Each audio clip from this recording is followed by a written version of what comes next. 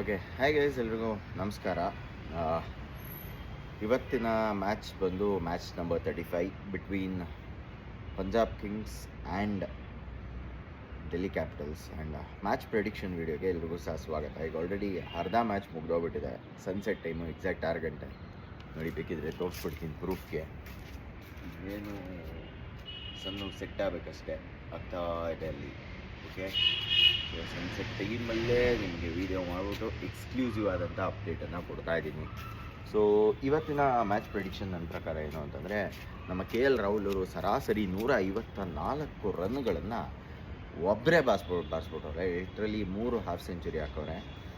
ಆಮೇಲೆ ನಮ್ಮ entire team of Delhi Capitals ಬಂದು 264 ಹೊಡೆದವ್ರೆ. ಆ್ಯಂಡ್ ನಮ್ಮ ಪಂಜಾಬ್ ತಂಡದವರು ಪ್ರೀತಿ ಸಿಂಧ ಅವ್ರದ್ದು ಇಷ್ಟರೊಳಗೆ ಸೋಲೇ ಕಣ್ಣದ ಸರಾದಾರ ಆಗಿಬಿಟ್ಟವ್ರೆ.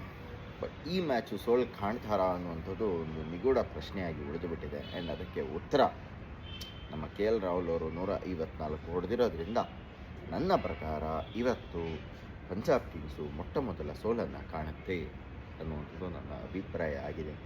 ಕಾಣಬೇಕು ಅಂತ ಆಸೆ ಏನಿಲ್ಲ, ಆದರೆ ಕಾಣುತ್ತೆ ಅಂತ ಅಭಿಪ್ರಾಯ ಆಗಿದೆ. ಯಾಕೆಂದರೆ ನಮ್ಮ ರಾಹುಲನ್ನು 154 ಹೊಡೆದವ್ರೆ. ಅವ್ರ ಅಟ್ಯಾಕು ಚೆನ್ನಾಗೇ ಐತೆ, ಆದರೆ may be my prediction says ಅವರೊಂದು 200-220 ಅಥವಾ ಮ್ಯಾಕ್ಸಿಮಮ್ ಅಂತಂದರೆ 240ವರೆಗೂ ಹೊಡಿಬೋದು ಅಂತ. ನಿಮ್ಮ ಪ್ರೆಡಿಕ್ಷನ್ ಏನು ಅಂತಂದ್ಬಿಟ್ಟು ದಯವಿಟ್ಟು ಕಮೆಂಟ್ ಮೂಲಕ ತಿಳಿಸಿ. ಆ್ಯಂಡ್ ಇನ್ನೂ ಹೆಚ್ಚಿನ